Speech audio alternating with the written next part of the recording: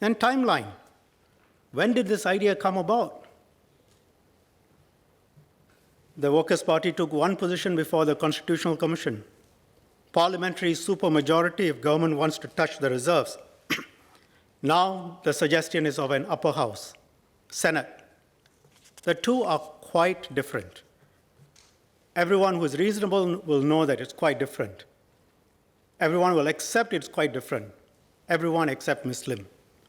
She insisted that both were the same when I asked her to clarify. But one has come to expect this of Ms. Lim. Never admit the obvious.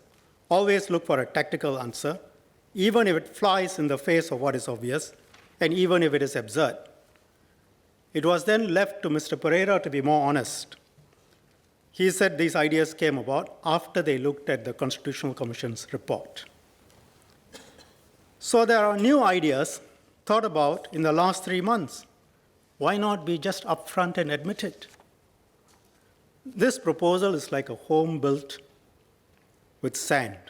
One touch and it crumbles. After the forensic examination yesterday, nothing of it has survived. It is so flawed, I cannot believe it was a serious proposal. It doesn't withstand the most cursory of examinations. So why does the Workers' Party really oppose the elected presidency? Let me end with a quote from our former Prime Minister, Mr. Goh Chok Tong. Mr. Lau Tiak Yang approves of this quote because he quoted a part of it during last year's general elections. Mr. Lau quoted this part, and I quote, "While honest men are still in charge, it is prudent for us to institute a system of checks and balances in our political system, instead of banking on good fortune to throw up good government for the next 30 years. And he suggested that Prime Minister Lee had forgotten what PM Goh had said before. I can assure him neither the PM nor anyone else had forgotten it, just that Mr. Low quoted the statement out of context. If he had gone on, the context would have been clear. He was trying to make a rally point. The second part, which he didn't quote, was this: dishonest men who aspire for power will, I believe, never propose this bill. Ms. PM Goh was talking about the elected presidency. That was not convenient for Mr. Lau to quote.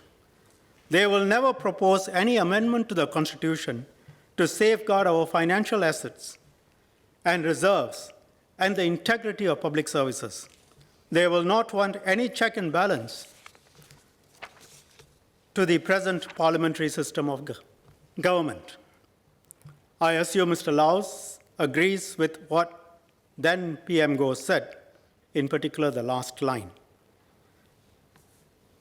Finally, yesterday, I was taken aback when the Workers' Party mentioned that their track record includes running town councils. If I were the Workers' Party, I wouldn't be talking about track records and running town councils. If I were the Workers' Party, I will run away from talking about track records in town councils. Ms. Sylvia Lim also claimed that the government had sleepless nights, or ministers had sleepless nights in 2011, thinking about which candidate would be elected as president. Not sure where she got the information from, but let me assure Ms. Lim, ministers don't get sleepless nights, except when we are worried about Singapore and its future. The people who should be losing sleep are those who are accused of criminal impropriety.